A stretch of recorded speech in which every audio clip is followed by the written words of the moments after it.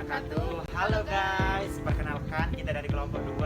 Saya atas nama Lalu Salman Alfarizi. Saya atas nama Ayu Liani. Di sini kita akan menjelaskan 11 spesimen kriptogamai Diaku oleh Ibu Herdiana Fitriani dengan mata kuliah Sistematika Kriptogamai. Di sini saya Lalu Salman Alfarizi akan menjelaskan tentang Talopita dan Lichenes. Baik, yang pertama yaitu Talopita. Talopita atau tumbuhan talus adalah tumbuhan yang belum bisa dibedakan antara batang, daun, dan akar. Perkembangbiakan umumnya dilakukan secara vegetatif, aseksual, dan generatif secara seksual, dengan spora sebagai alat perkembangbiakannya. Perkembangbiakan secara generatif terjadi secara peleburan gamet yang terbuat di dalam organ yang disebut gametofit. Selanjutnya, cara hidup pada tumbuhan talus ada 3 cara, yaitu autotrof, asimilasi dengan fotosintesis, dan heterotrof yaitu simbiosis. Talopita terdiri dari 4 ordo, yaitu Chrysopita, Chloropita, Phaeophyta, dan Rhodophyta. Langsung saja, di sini saya akan menjelaskan tentang ulpa lactupa. Secara vegetatif aseksual dengan menghasilkan spora dan tumbuhan menjadi ulpa yang haploid. Ulpa haploid disebut gametofit haploid. Kemudian secara generatif atau seksual menghasilkan gamet jantan dan gamet betina. Pertemuan gamet jantan dan gamet betina akan menghasilkan zigot atau 2N. Zigot berkembang menjadi ulpa yang diploid disebut sporopit. Selanjutnya, sporopit membentuk spora haploid. Setelah menghasilkan meiosis, selanjutnya mengalami mitosis yang menghasilkan gametofit haploid.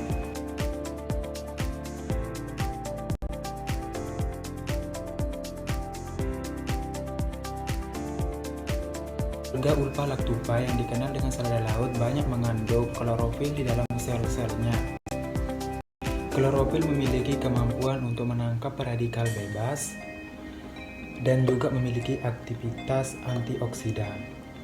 Manfaat ulpa lactuca. Manfaat ulpa lactuca sendiri di Indonesia dijadikan sebagai selada, sayur, antiporetik, obat seperti obat bisul, obat jantung kemih.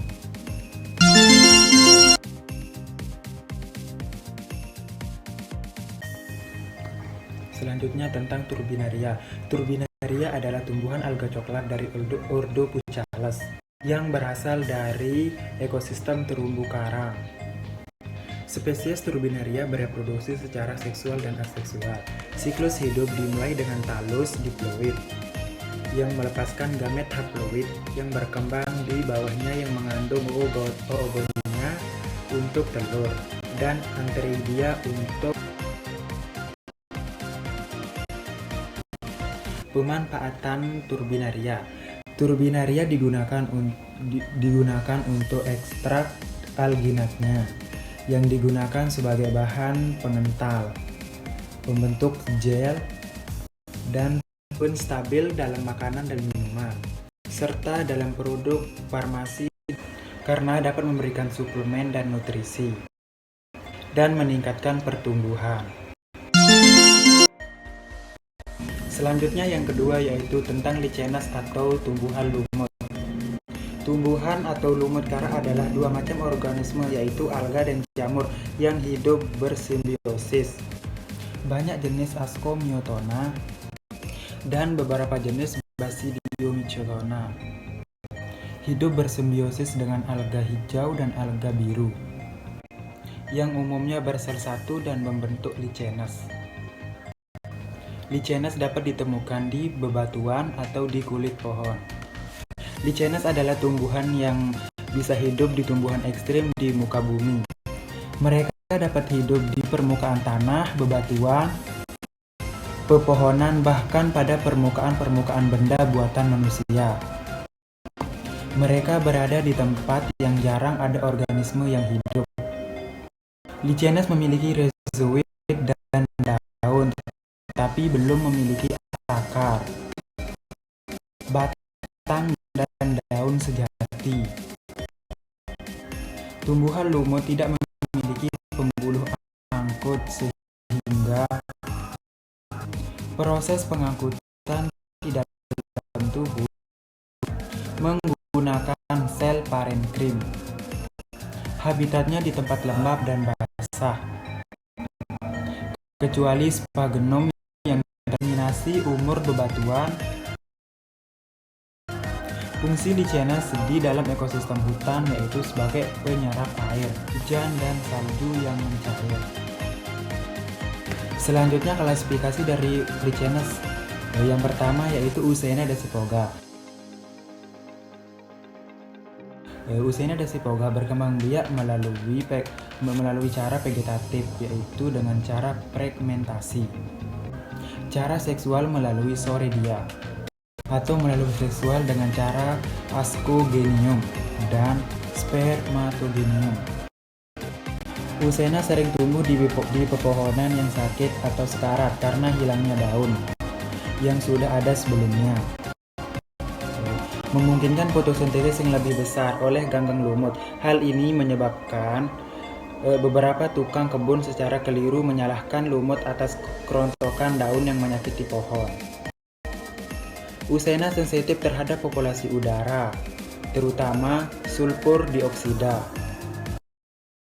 Di bawah kondisi pertumbuhan yang buruk seperti daerah dengan kondisi populasi tinggi, mereka memungkinkan tumbuh di dalam bebas dan beberapa milimeter karena mengandung asam usnin yang mampu melawan infeksi penyakit tertentu. Selanjutnya yang kedua yaitu Parmelia. Parmelia memiliki warna yang bercorak hijau keputih-putihan. Sering ditemukan di tepung yang berasal dari sel ganggang yang terbungkus hifa. Memiliki soraidium dan melekat pada batu-batuan atau tembok yang dapat ditempati oleh makhluk hidup lain. Oleh karena itu, lumut kara disebut juga tumbuhan pioner atau vegetasi periotis.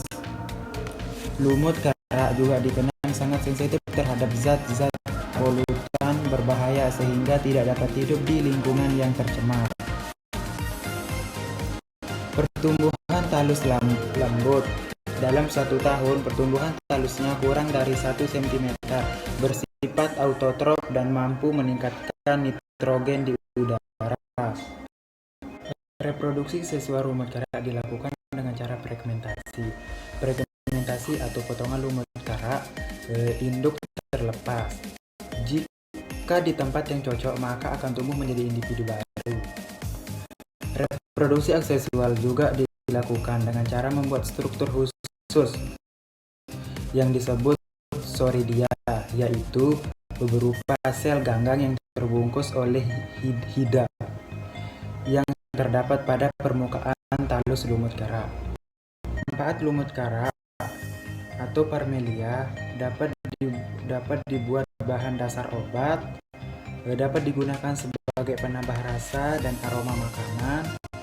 Pigmen yang dihasilkan dapat dibuat kertas, laksmum, kraut, dan indokap. Dapat digunakan sebagai indikator pencemaran udara. Sekian dari Baik, Assalamualaikum warahmatullahi wabarakatuh. Saya Ayuliani akan menjelaskan materi tentang Bryophyta dan Pteridophyta. Bryophyta merupakan tumbuhan peralihan yang belum dapat dibedakan antara akar, batang, dan daunnya. Pada umumnya, tumbuhan lumut dapat tumbuh dengan mudah di tempat yang basah dan lembab. Tumbuhan lumut bersifat autotrof karena mempunyai sel-sel dengan plastida yang menghasilkan klorofil. Tumbuhan lumut diselubungi oleh kutikula lilin yang dapat mengurangi penguapan berlebihan pada tubuhnya, sehingga memungkinkan untuk dapat beradaptasi di lingkungan yang tak terlalu basah. Tumbuhan lumut tergolong sebagai Cormophyta berspora karena tumbuhan ini menghasilkan spora sebagai alat perkembangbiakannya. Lumut mempunyai sel-sel plastid yang dapat menghasilkan klorofil A dan B, sehingga dapat membuat makanan sendiri dan bersifat autotrof. Tumbuhan lumut mengalami pergiliran keturunan atau metagenesis. Dalam proses metagenesis ini, lumut mengalami 2 fase kehidupan, yaitu fase gametofit atau haploid dan fase sporopit atau diploid. Habitatnya berada pada tempat yang lembab dan terlindung dari cahaya matahari seperti dasar hutan, permukaan batang pohon, tembok, dan sumur. Ada juga yang berhabitat di tempat basah dan sanggup hidup di air seperti sphagnum. Tumbuhan lumut atau Bryophyta dibagi menjadi 3 kelas, yaitu lumut daun, lumut hati, dan lumut tanduk. Bryophyta memiliki beberapa ordo. Yang pertama yaitu Marchantia polymorpha. Marchantia polymorpha mempunyai daun berwarna hijau, ujung dan pangkal daun tumpul atau tak rata, serta tepi daun yang bergelombang dan bercabang.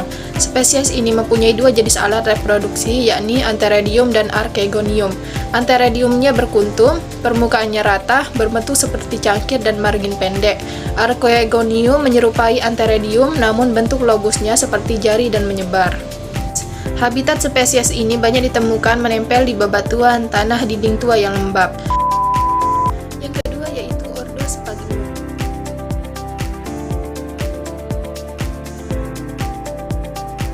Lapis sel yang telah mati, dinding yang membujur maupun yang melintang, mempunyai liang-liang yang bulat.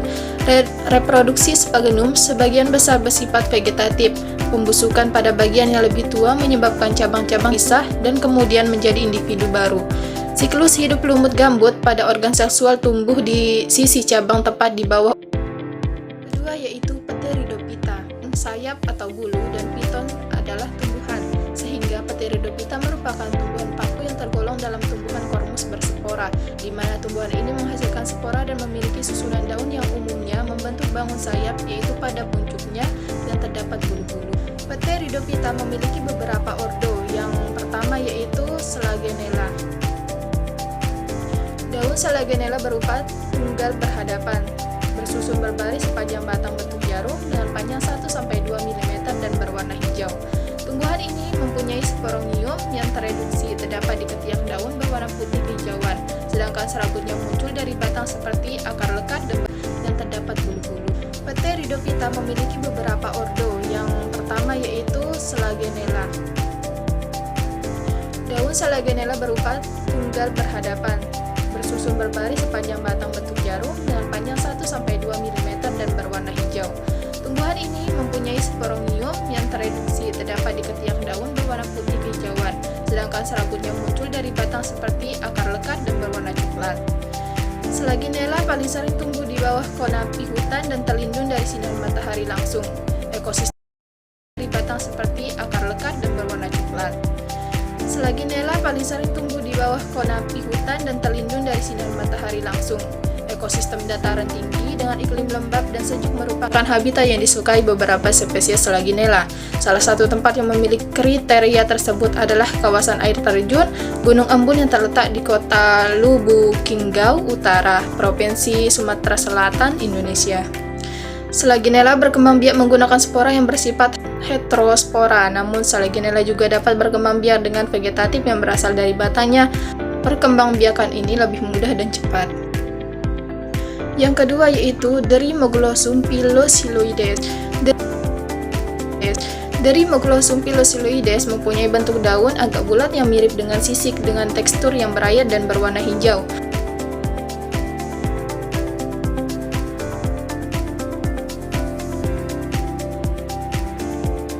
Di ketinggian permukaan air laut atau di atas permukaan laut sampai ketinggian 100 meter di atas permukaan laut.